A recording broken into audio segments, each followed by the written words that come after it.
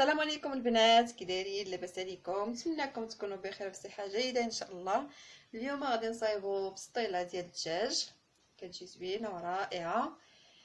غنمشي معكم مرحله بمرحله. غادي نبداو المرحله الاولى، نبداو على بركه الله. كنحتاج هاد الكميه اللي عندي انا، يعني غادي ندير بها جوج بسطيلات. كنأكد ونعاود جوج بسطيلات، يعني الكميه اللي غنوريكم غادي ديروا نفس الكميه. مثلا انا عندي هنايا جوج ديال الدجاجات، نتوما ديروا غير دجاجه وحده. عندي هنا جوج ديال الدجاجات، حيدت ليهم الجلده وغسلتهم مزيان بالمليحه والخل. عندي هنايا 3 كيلو وشي حاجه ديال البصله، يعني كميه غديروا غير كيلو ونص ولا 2 كيلو ديال البصله نتوما بالنسبه للبصله وحده. عندي هنايا شويه ديال القزبر ومعدنوس مقطع. عندي كاس كبير نتاع الزيت.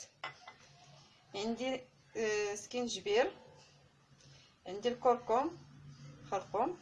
عندي الابزار الملحه والقرفه عواد والمسكه الحره والزعفران الشهر. انا ما لقيتوش، مشيت للحانوت، راكم عارفين دابا ما مشيت غير الحانوت اللي قريب ليا، ما لقيتوش. عوضته بالزعفران ملون. هو من الافضل كيكون زعفران شعره كيكون احسن. نبداو على بركه الله. غنجيبو طنجره غادي نديرو فيها الدجاج. بسم الله.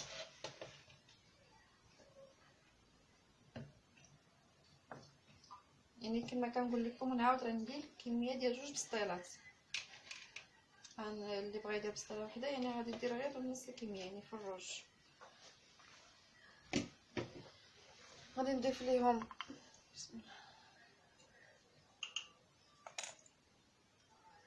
نضيف لهم القرفه عواد، القرفه نخليها تاني. غنضيف لهم الملحه والابزار والكركم خرقوم وسكينجبير.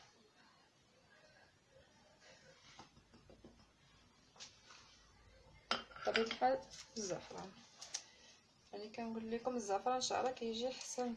ما لقيتوش غادي نعوضو بالزعفران الملون، من الافضل يكون زعفران شعره.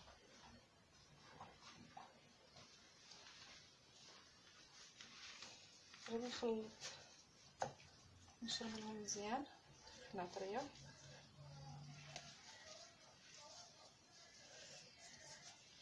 غادي نشرملهم عاد نضيف لهم الزيت باش الشرموله تدخل في الدجاج.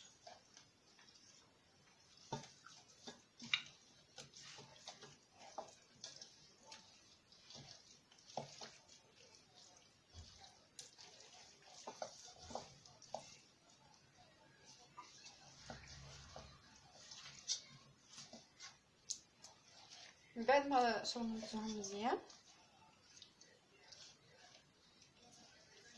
غادي نضيف لهم هاد القرفه عواد والقزبر معدنوس مقطعين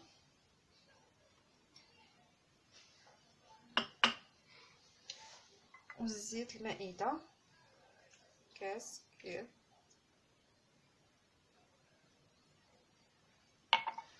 والبصله. بسم الله. البصله انا درت كميه على حسب التغميره باش تجي زوينه. غادي نخلي الدجاج يتقلى. الطنجره جاتني صغيره، غادي نقلب في طنجره كبيره. المهم انا غادي نقلبها وغادي نديرها تقلى.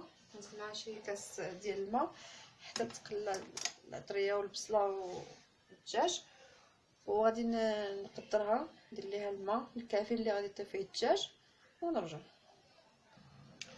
بالنسبه للمرحله الثانيه جبت اللوز، عندي كيلو وربع، غسلته ودرت عليه الماء طايب، يكون طايب مزيان، وكنغطيه بالطبسيل. كنخليه واحد شويه وكنفسخو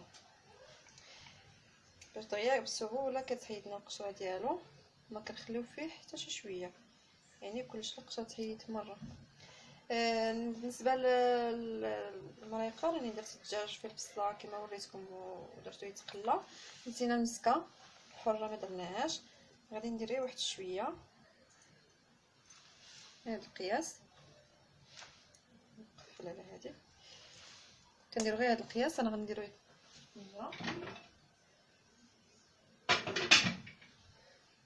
وغادي نكملو اللوز ديالنا غادي نفسخوه. ملي نفسخوه خصنا ضروري نديروه فشي شيفونه باش ينشف من الماء، باش ملي نجيو نقليوه ما يكونش داير من الداخل. الا بقى فازك بزاف ملي كنقليوه كتجي من الداخل كيجي هو من برا محمر، ولكن من الداخل كيجي بحال اللي جايف، كيكونش منقلي من الداخل حتى هو، كيجيش مقرمش كله. غادي نقيه ونديرو فشي بلاطو يكون فيه شي فوطه اولا شي سكبيسه ديال الكوزينه اللي تكون نقيه، ونخليوه ينشف. وإلا كان عندكم يعني من قبل الاحسن يكون تكون قشرتو بحال البارح واللي ما تخدموا به. انا الوقت ما كفانيش البارح نخرج نتغدى يعني 5 لكن صافي كلشي كيسد. نورمالمون 5 حنا راه تقريبا 4 صافي كيبداو في الحوانت وداكشي. ما كانش عندي كندير نخرج نتغدى ملي هاد الصباح عاد جبتو.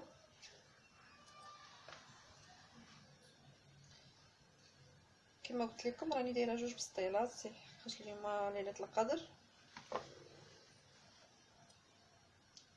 ملي كنحتفلوا بليله القدر ما درناش كسكسو، درنا بسطيله هاد المره. المهم انا غادي نكمل الكميه اللي عندي ديال اللوز كما قلت لكم نديروها بشيفونه ينشف، ونرجعوا للمرحله الثالثه. من بعد ما نقيتو البنات غسلتو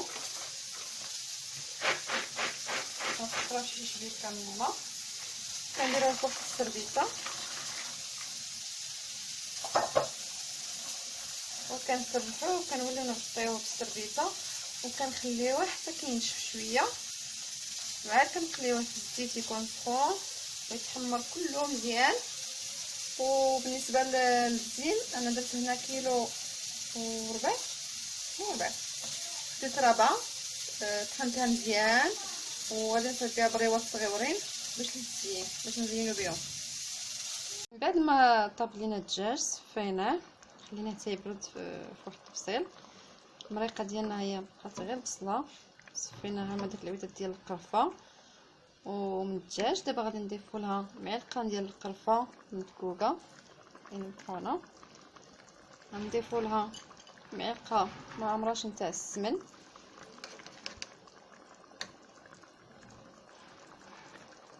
ومعلقه ديال الزبده.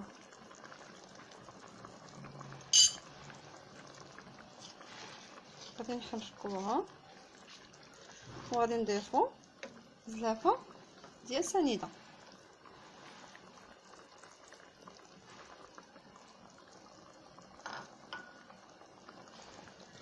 وغادي نخليوها كتشحر هاد سنيده والقرفه والزبده حتى كتولي دغميره ثقيله تسل لينا هاد المريقه.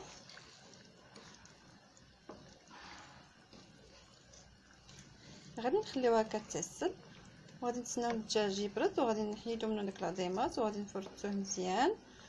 المهم انا غادي نخلي هادي كتشحر ونرجع.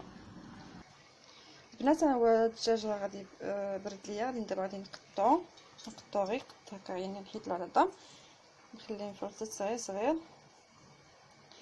بالنسبه للزين انا درت هنايا بريوات صغيورين، حيدت واحد 250 غرام من داك اللوز طحنته مزيان درت فيه شويه ديال الماء زهر والزبده وعجنته مزيان ودرت الورقه صغيره وقطعتها ودرت بريوات الزين. اللوز غادي نديرو دابا يتقلى في الزيت ونرجعو. جمرت لينا هاد التغميره نتوما كما كتشوفوا. دابا غادي نطرب البيض انا درت هنا 16 بيضه. انا كما قلت لكم في الفيديو في الاول ديال الفيديو بانني عندي 2 بسطيلات، يعني بسطيله وحده غديروا 8 ديال البيضات. غادي نطربوهم ما غاديش نذبحوهم هكا، غادي نخلطوا البيض والصفر نطربوهم شويه ومنين نطربوهم غادي نضيفوهم على ديك التغميره وغادي نبقاو نحركو مزيان. والنار ما غاديش نقصوها، غادي نخليوها مرتفعه لحقاش الا نقصنا لها غادي يبقى يخرج داك الماء. حنا بغيناها تجمر دغيا ما بغيناش تبقى داك تبقى ميها. من بعد ما غادي نطربوها غادي نديرو غنضيفو معاها شاصيه نتاع زهرة البرتقال ديال الزهر، زهرة البرتقال اللي ما موفرالوش هاد زهرة البرتقال الشاصيه ديالها، يمكن له يدير في 2 معالق ديال الماء زهر والحق ماشي دابا حتى يطفي، يبغي يطفي على الطنجره من بعد ما يطيب البيض مع الدغميره حتى يطيب مزيان، نبغيو نطفيو عليه عاد نضيفوا له 2 معالق ديال الزهر. اما الا كانت هاد الشاصيه ديال زهره البرتقال غادي نضيفوها دابا مع البيض كما كتشوفوا يعني خاسره. غادي نضيفو دابا البيض بسم الله مع التحراك، ما نحبسوش من التحراك. حفصه بنتي على الشاصيه ديال ليا شكرا. ها كنصور بيد يصلح ليش المهم انا غادي نبقى نخدم لحقاش ما عنديش فين نحط الكاميرا، غادي نبقى نخدم ونحرك مزيان حتى يطيب لنا البيض. غتقولوا لي البيض درتيه بزاف، راه ماشي بزاف لحقاش كما قلت لكم عندي 2 بسطيلات والبيض ما كتجي فيه مسطره، ما كتجيش فيها لا النسمه ديال البيض لا حتى حاجه، لحقاش دايرين العطريه ودايرين القرفه والسكر داكشي ما كيجيش كاع النسمه ديال البيض. كنبقاو نحركوه باش ما يديرلناش، خصو يتخلط مع البصله. المهم انا نكمل نفس كما كتشوفوا نفس العمليه حتى يطيب لنا البيض على النار تكون مجهده ما تكونش مهيله. هي الدغميره جدت البيض طاب، هانتوما كندير هكا ما كيبقاش بلاص طايبه معلكه مزيان. دابا غادي نديروها في واحد الشبكه تقطر، انا ما كنبغيش داك الليدام يبقى فيها، الليدام ما غاديش نلوحوها، انا غادي نوريكم شنو غندير به. المهم غنمشيو مرحله بمرحله. دابا غادي نديرها تصفى ونرجع. بالنسبه للبنات اللوز انا حمرته في الزيت وطحنته في بونينيكس خليته شويه مهرمش. كندير معاه زلافه صغيره ديال السكر كلاص ما عمرهاش بزاف، معلقه ديال القرفه صغيره وكنخلطوهم مزيان.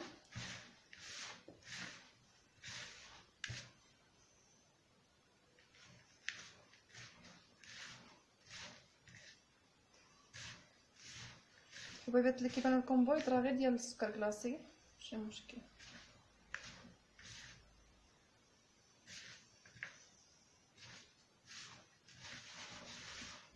الليدام اللي قلت لكم في الاول ما غاديش نلوحوه، اللي صفينا من الدغميره هو اللي غادي نرويو به اللوز ديالنا. كيجي المذاق جديد زوينه. نديروها شويه ونرجع نخلطو ونشوف. كنجيبو اللاطه دايره، هنا عندي انايا كيلو ديال الورقه، هاي نص كيلو في نص كيلو.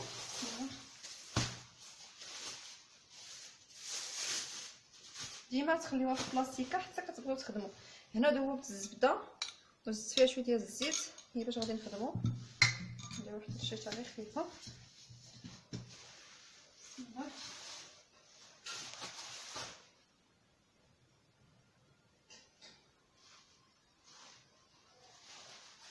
الا تقطعت لكم ولا تملحت شي شويه ما تخافوش منها، ماشي مشكل، راه ملي غادي طيب هي راه صافي كتسوده.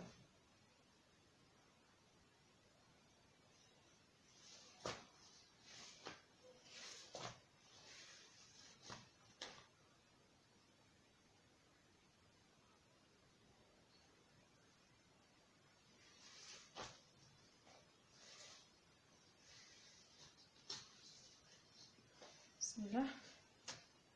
كنديرو كنخرجو من النص تقريبا على برا النص لداخل.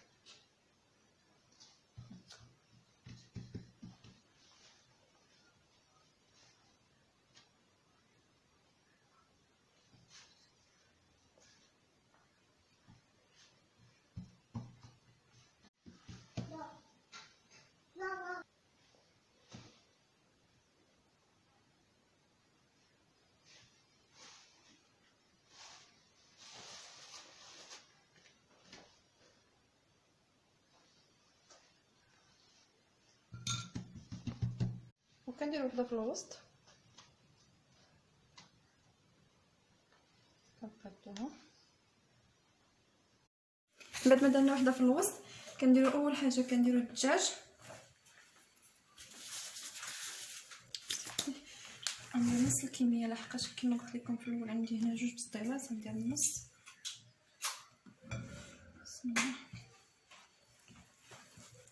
ضروري توصلوا للجناب مزيان لحقاش ملي كيبداو الناس ياكلوا كيبداو بالجناب بطبيعه الحال، يعني يكون داكشي متساوي. نديرو هكا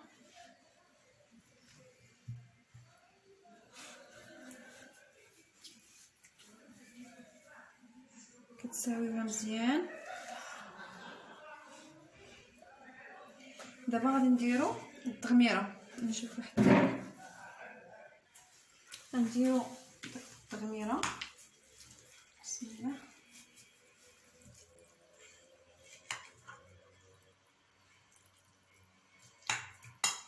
نفس الكميه حتى هي نديروها مساويه. كتجي ديك الريحه ديال الزهر كتجي رائعه. نبقى شويه سخونه.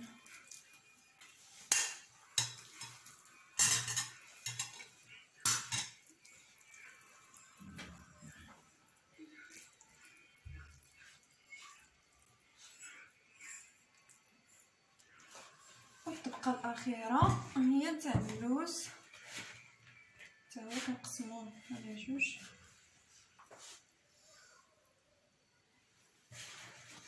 كتخليوه شويه مقرمش ميكونش معجن بزاف باش كتجي ديك اللوغو ديال اللوز بعدا كتحس بان راه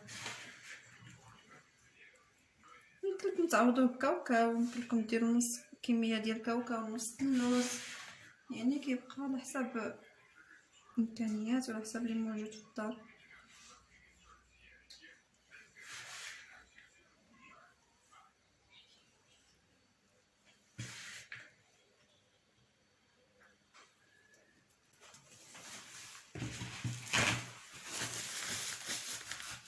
دابا غادي نوليو كنجمعو حنا كندهنو. ضروري الدهين وما تخافوش منها لا تقطعات، راها كتولي تسودا راسها في الفران ملي كتكون كطيب، كتولي هي كتجمع راسها لراسها.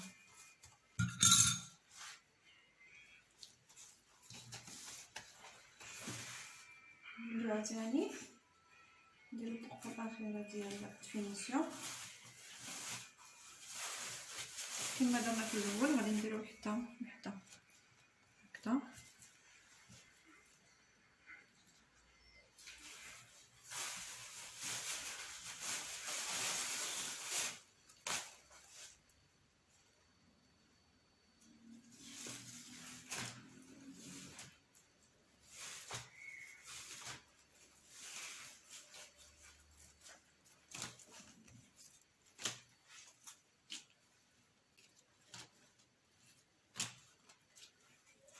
الطبقه الاخيره ضروري تقادوا لها الوجه ديالها باش كتجي مفينيه قبل ما نتوما كتحطوا ورقه وكتدهنوا.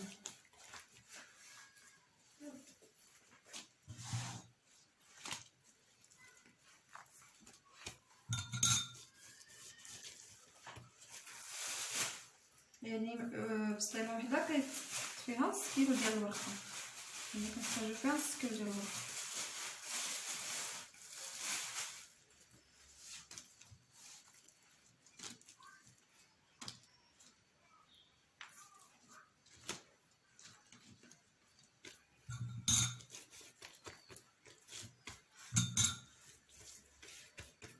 دابا غادي نبداو كنلمطو كما كنقولوا حنا المغاربه كنلمطوها. كتجي هكا وكتجمع، كتخليها شويه وكتبدا تخشيها، كتقادها من تحت. ما تخافيش منها، هزي وخشي ونهائيا ما غادي تقطع لك ما والو. ندور لكم البلاطو باش تبان. هزي وخشي.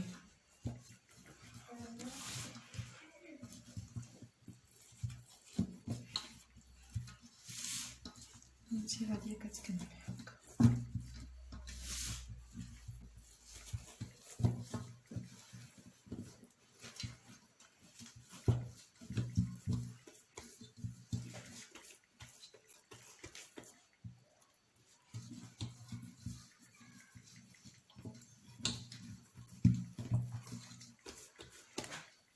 مزيان صافي. وغادي ندخلوها دابا للفران، غادي نشعلوها الفران من التحت حتى كطيب، عاد كنشعلو لها من الفوق كتحمر ونرجعو ندير نفس العمليه للمسطره الثانيه. المهم انا وريتكم الطريقه دابا غادي نديرها في الفران ونسالي غادي نرجعو. هما البسطيلات ديالي طابو، هادي دابا غادي نزينهم. بالنسبه للتزيين انا عندي شويه ديال اللوز ايفيلي حمرته شويه في الفران، عندي بيض السمان درتهم في عويدات ديال الكيردون، عندي شويه ديال بريواس اللي قلت لكم عمرتهم درتهم غير صغيورين لحقاش غنزين بهم، وعسيله. انا نوريكم الطريقه ديال التزيين. بالنسبه للعسل غادي نزينو غير من الجناب، ندهنو باش يلصق لي داك اللوز ايفيلي. ندير غير في الجناب، ما غاديش ندير في الوسط ولا، ندير على الجناب كاملين.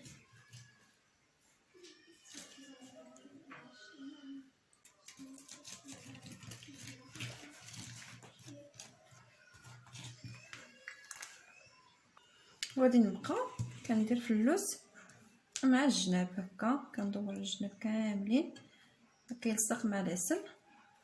المهم غادي نكمل نفس العمليه حتى نسالي ونرجع. من بعد ما درنا اللوز ايفيلي من الجناب، يعني غير شويه كنزوقو به، درت بريوات اللي معسلين باللوز درتهم في الوسط. دابا غندير فوقهم واحد الطبق باش يتغطاو، غادي ندير السكر كلاصي من الجناب نرشو. وما نتوما تشوفوا معايا الطريقه.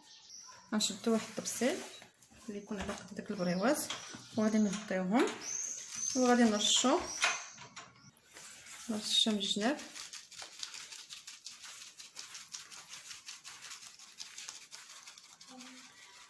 كنجيب زوينه وغادي نهزو الطبسيل هكا نفس العمليه. وندير الطبق الثاني،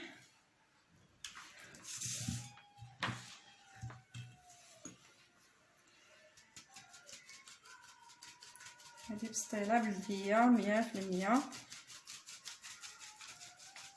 بالنسبه للبيض راه ما كتجي فيه لا سفوريات البيض لا حتى حاجه، كتجي زوينه وكتجي رائعه. كنتمنى انكم تجربوها. ولا عجبكم الفيديو ما تنساوش تدعموا مريم التازيه، دعموا اختكم.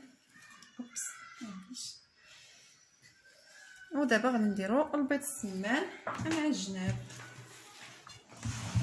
غادي نغرسهم هكا بسم الله. معليش يعني غير مزيان وحده وحده.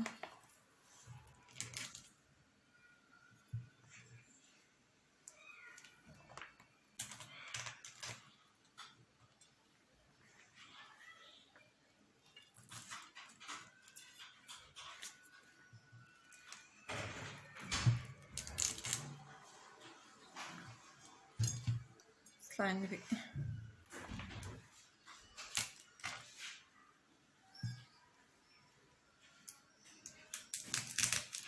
غادي نغرسوهم مزيان هكا يدخلوا.